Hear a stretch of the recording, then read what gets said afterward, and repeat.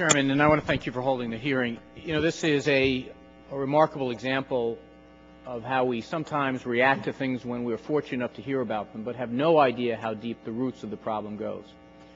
If we had not had someone like Ms. Jones with remarkable strength to take her breathtaking adversity and try to get some attention for it, had she not had the wisdom, or her family not had the wisdom to reach out to her congressman, we might be reading about this in a postage stamp size dispatch in our local papers.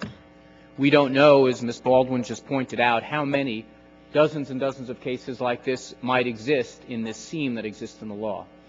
And while Professor Horton is going to talk with erudition about the fine points of the law and how we can improve it, let's not forget one overarching thing.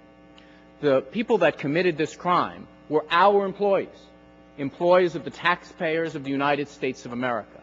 We might have hired someone who was not wearing the uniform of the United States of America, but it doesn't make us any less accountable for the actions that they took. We signed their paychecks, we signed the contracts that put them on duty. We should be the ones setting the law and enforcing them. The abject indifference of the Department of Justice, as exemplified by the opening remarks of Mr. Conyers and by their absence today, shows what their approach to this problem is. It's more or less, it ain't our problem, is what they're saying. We here in the House Judiciary Committee are saying that as members of Congress, it is our responsibility. Now, Ms. Jones has been victimized more than one time. She was victimized, obviously, in the horrific crime. She was victimized again when the reasonable course of justice was disrupted by a comprehensive effort to destroy evidence that might have existed, disperse people who might have been able to testify about it. She was victimized again by the Department of State and Department of Justice essentially throwing up their hands and saying, you've got a contract, go try to enforce it in a civil court. And we're here to say that, there's a higher imperative here.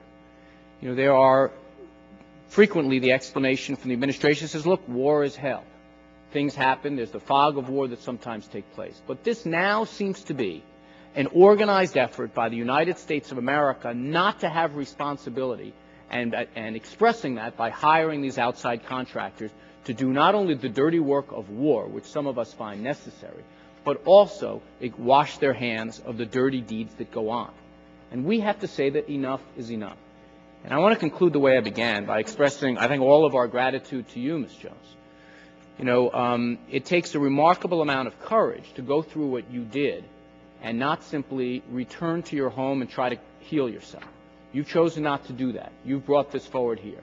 Unfortunately, in the echo chamber of information that we have nowadays, without the face and the voice of someone who's actually been through it, none of these things get changed. Hopefully you have changed that today. Hopefully Congressman Poe, by bringing this forward, has made that possible. And hopefully this committee's actions will lead us to finally, as a nation, say, not tis, it's a shame what goes on, but that we as the United States of America are responsible. And I thank you, Mr. Chairman.